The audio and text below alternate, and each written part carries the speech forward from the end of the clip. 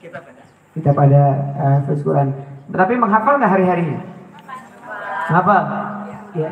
Tahfidz kula syai. Ada menghafal ilmu, menghafal kitab, betul? Betul? Saya tanya, kira-kira menghafal ini ada kesulitan-kesulitan nggak kadang? Ada nggak?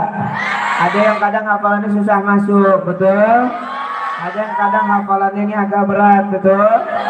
Mau tahu nggak gimana caranya supaya gampang? Mau tahu nggak yang merem aja nih hafal? Mau tahu nggak? Imam Syafi'i tahu dong kalau ngafalin sebelah kiri, yang kanan kalau nggak ditutup ikut hafal.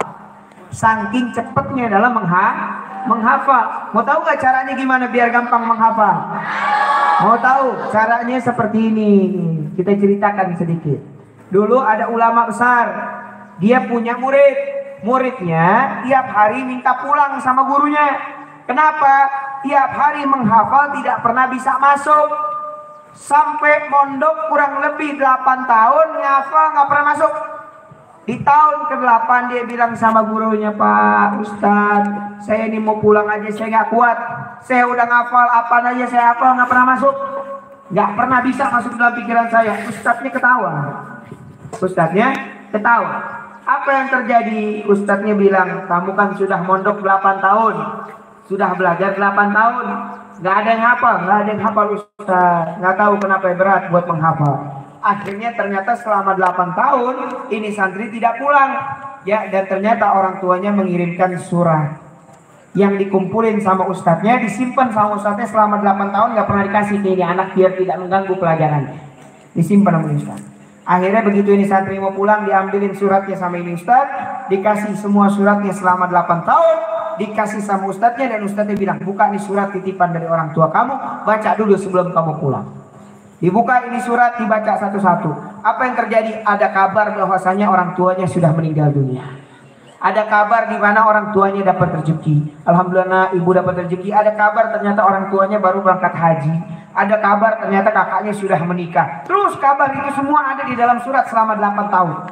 Begitu selesai kata ustadznya, baik, kamu sudah baca? Sudah baca ustadz. Udah tahu kabar dari orang tua kamu? Tahu. Ya, sekarang tutup suratnya. Coba ceritain kabar apa aja yang datang. Ini orang tua saya meninggal Ustaz. Ayah saya meninggal dunia. Ibu saya sudah berangkat haji. Kakak saya menikah. Ini dan disebutin semuanya. Kata Ustaz, katanya susah menghafal. Kok kamu bisa sebutin semua yang baru sekali kamu baca? Baru sekali baca itu surat langsung hafal isinya semua. Kok bisa? Katanya susah menghafal. Ternyata orang itu bisa mudah menghafal kalau dia cinta sama apa yang dihafalkan. Kalau dia suka sama apa yang dihafal, maka dia akan mudah yusahhilu umurakum fil hifdz. Memudahkan kita menghafal kalau suka sama yang dihafal. Ya, ini kadang mau gimana menghafal, aku ustadznya nggak suka. Ustadz dia ngajar. Belajar masalah hadis, yang ngajar ustadznya nggak suka. Akhirnya Pak, hadisnya nggak dapat kita ilmunya, keberkahannya nggak dapat. Kenapa? Sama ustadznya dia udah nggak suka, apalagi sama pelajarannya. Mudah-mudahan di sini nggak ada yang kayak begitu, amin.